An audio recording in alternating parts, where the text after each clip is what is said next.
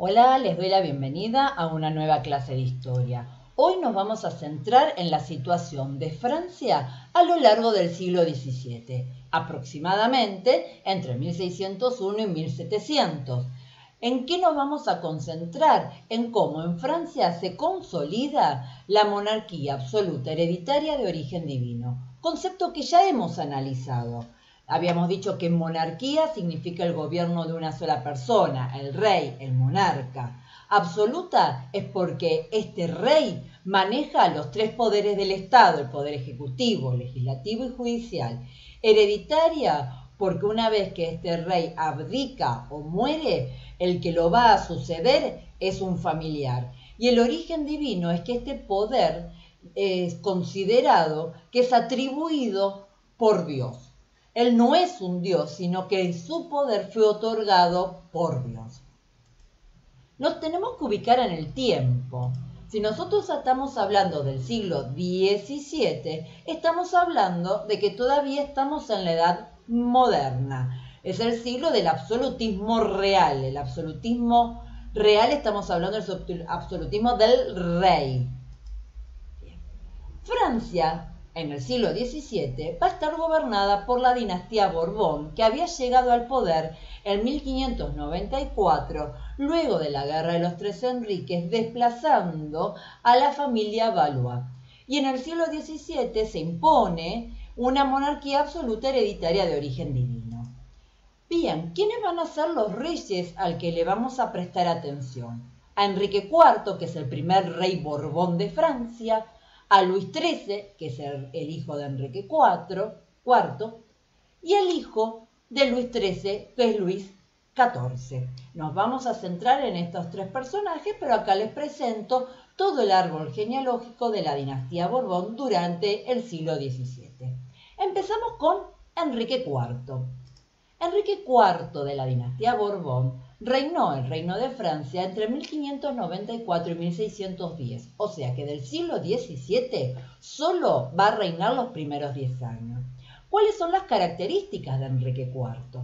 Logra convertirse en rey de Francia luego de participar de la guerra de los Tres Enriques o de la guerra de religión. Para ello, él debe convertirse a la religión católica. Él era protestante, pero para ser aceptado en la ciudad de París, se convierte a la religión católica, tema que ya hemos analizado en un video anterior. Por eso, él debe establecer la tolerancia religiosa. Si él era protestante, se convierte al catolicismo, debe establecer en su reino que se respete la diversidad, ¿sí?, religiosa. Por otro lado, reactiva la economía de Francia y impulsa la fundación de colonias en América del Norte, lo que hoy es Canadá. Enrique IV muere, es asesinado en la calle, le dan unos cuantos cuchillazos, muere, y lo va a suceder su hijo, que es muy pequeño, que es Luis XIII. Es muy pequeño, entonces va a gobernar por un tiempo María de Medici, con un primer ministro llamado Richelieu. Luis XIII, también de la dinastía Borbón, va a reinar Francia desde el fallecimiento de su padre en 1610 hasta 1643. O sea que podríamos decir que Luis XIII reina la primera mitad del siglo XVII. ¿Cuáles eran los objetivos? Por un lado, debilitar el poderío de la dinastía Habsburgo, tanto la española como la del Imperio Austríaco. ¿Por qué es esto? Esta es Francia, y tanto este territorio que está en rojo, estos territorios que están en rojo, como amarillos, gobernaban en esos territorios la dinastía Habsburgo. Entonces Francia quedaba asfixiada. Entonces Luis XIII y después también su hijo Luis XIV quieren debilitar a estos reinos para que Francia se convierta en potencia. Sigamos. Además de ese objetivo, pretende someter a la nobleza de Francia, fortalecer el poder real. Cuando yo estoy hablando del poder real, no estoy hablando de un poder verdadero, sino estoy hablando del poder de los reyes. Y además extender las fronteras de Francia, ocupar territorio. Esto va a estar relacionado con esta posibilidad de debilitar a la dinastía que tiene mayor territorio alrededor del reino de Francia. Para lograr estos objetivos va a tomar ciertas medidas. Algunas cosas hay que hacer para lograr esos objetivos. Y algunas de esas medidas las toma junto con su ministro, el cardenal Richelieu, que es este señor que está acá. Por ejemplo, crear un ejército permanente y profesional, o sea, reorganizar el ejército y la marina que respondan a la autoridad del rey, no de los nobles. Demolió la fortaleza, destruyó la fortaleza, los castillos de los nobles que cuestionaban el poder de Luis XIII. Estableció el sistema de intendencias, que era una división administrativa dentro del reino, lo que nosotros podríamos llamar acá en la Argentina provincias. Él dividió todo el territorio en intendencias. Y cada intendencia había un intendente que era elegido por el rey y era el encargado de cobrar los impuestos y además de ser el inspector del rey. Obviamente, estos intendentes eran fieles al rey y no cuestionaban su poder. Y además, Luis XIII va a impulsar la cultura, las ciencias y las artes. Pero del reinado de Luis XIII es muy importante que él va a participar de la Guerra de los 30 años, que se extiende desde 1618 a 1648. La Guerra de los 30 años no es en Alemania, no es en Francia, sino que se da en el Sacro Imperio Romano Germánico, lo que hoy es Alemania, como consecuencia de esa reforma que había empezado Martín Lutero en el siglo XVI. Es una guerra por religión, pero esta guerra por religión luego se transforma en una guerra por poder político y para ver quién es el país más importante en Europa. En esta guerra de 30 años, como decía, comienza por ser un tema religioso. Los católicos se enfrentan con los protestantes. El líder de los católicos es el emperador austríaco del Sacro Imperio Romano, Fernando II, que pertenece a la familia Habsburgo. España también tiene una dinastía Habsburgo, entonces hacen una alianza. Por el otro lado, del lado de los protestantes, tenemos varios nobles del imperio que van a buscar alianza con Francia, pero no porque tuvieran la misma religión, sino que a Francia le interesa por una cuestión de estrategia militar, una cuestión de estrategia. Bien, el grupo de los católicos pierde la guerra y ganan los protestantes. Entonces se va a firmar un tratado de paz. Este tratado de paz se llama Westfalia porque se firma en esa ciudad. Bien, la guerra de los 30 años, como le decía, es una guerra, sí, bien, se enfrentan católicos y protestantes, pero se pone en juego el país, quién va a ser el país más hegemónico, el país más fuerte. De esta guerra de la paz de Westfalia, tenemos por un lado que se acentúa que Francia es el país potencia, el hundimiento se debilita a la familia Habsburgo, o sea que Luis XIII logra sus objetivos. España se convierte en una potencia secundaria, y nosotros no nos olvidemos que en el siglo XVI era la potencia, la independencia de Holanda, y que Alemania también se va a quedar dividida en pequeños fragmentos y va a ser un reino sumamente débil. Por el otro lado, se afirman las monarquías absolutas y se da esta posibilidad de igualdad y de libertad religiosa. Bien, Luis XIII muere, tenía tuberculosis, tenía problemas gástricos, encima el tratamiento que le daban sus médicos para mejorar la salud era realizar sangrías. Las sangrías era hacer pequeños cortes porque pensaban que la sangre estaba mal y si se liberaba el cuerpo de esa sangre mala, Luis XIII se iba a recuperar. Pero esta práctica lo único que hacía es que Luis XIII se debilitara aún más. Entonces lo va a suceder su hijo, Luis XIV, pero que era un niño de 4 o 5 años. ¿Sí? Era un niño para hacer frente. Ahí los nobles van a intentar sacarle el poder, pero ese ejército que Luis XIII había creado, ese ejército profesional, va a permanecer fiel a Luis XIV.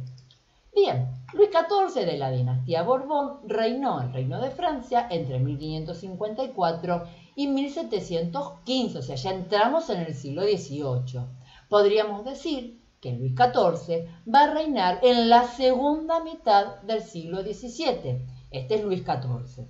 ¿Cuáles eran los objetivos de Luis XIV?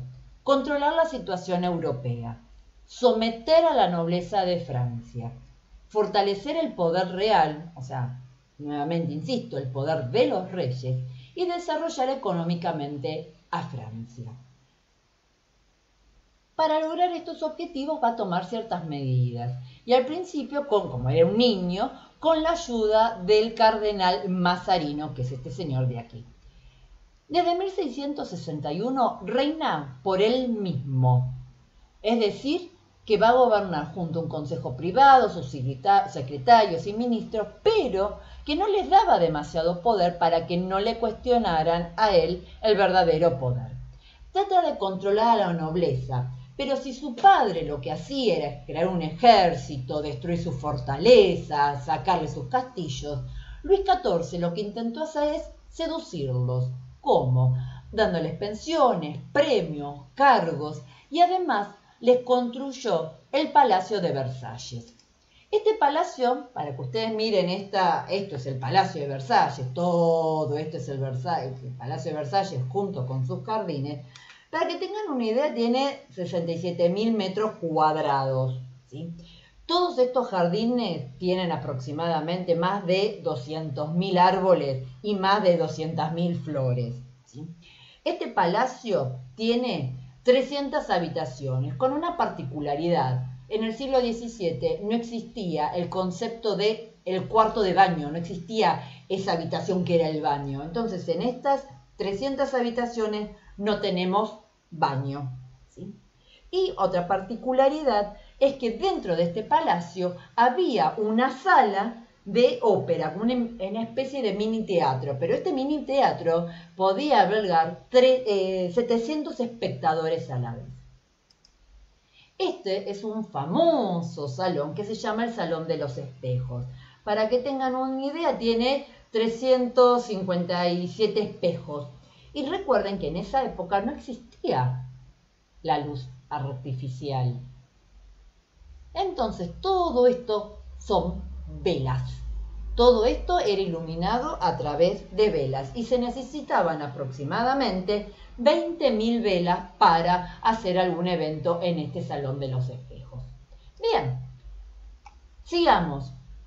Habíamos dicho que construía el Palacio de Versalles, pero para convertir en Francia en potencia, participa en distintas guerras, aprovechando que Inglaterra estaba en guerras civiles, que ya lo vamos a ver, España estaba en plena decadencia y que Alemania estaba sufriendo las consecuencias del Tratado de Westfalia y las guerras por religión estaba sumamente dividida. Para convertir a Francia en potencia, la convierte en el centro de la cultura, el arte, la ciencia. El francés se convierte en el idioma de la diplomacia, de la cultura y del arte. La moda francesa se impone. Y además, para convertir a Francia en potencia, utiliza la teoría económica del mercantilismo, junto con su ministro Colbert. La teoría se basaba en que la fuente de riqueza de un país es que un país tiene que acumular metales preciosos. Y para obtener metales preciosos es necesario reducir las importaciones y aumentar las exportaciones, o sea, gastar menos y vender más. También va a impulsar la agricultura, la industria y el comercio, y la industria creció bajo la protección del Estado, sobre todo aquellas industrias de artículos de lujo. Artículos de lujo que hasta hoy en día son importantes para la industria de Francia: perfumes, vino, seda, porcelana. Y se impulsó además la creación de un imperio colonial, siguiendo la creación de colonias en América del Norte y en el Caribe. Entonces vimos el reinado de Luis XIV, que va a ser llamado el Rey Sol. Luis XIV murió a los 76 años, luego de haber reinado 72, y colocó a Francia como la mayor potencia a nivel mundial. Lo va a suceder su bisnieto, el futuro Luis XV, también a una edad muy pequeña. Entonces, en la clase de hoy hemos visto a Francia en el siglo XVII y cómo se acentúa la monarquía absoluta con Luis XIII y sobre todo con el reinado de Luis XIV. Espero que esta clase les sea de utilidad. Nos estamos viendo, la profe Paola.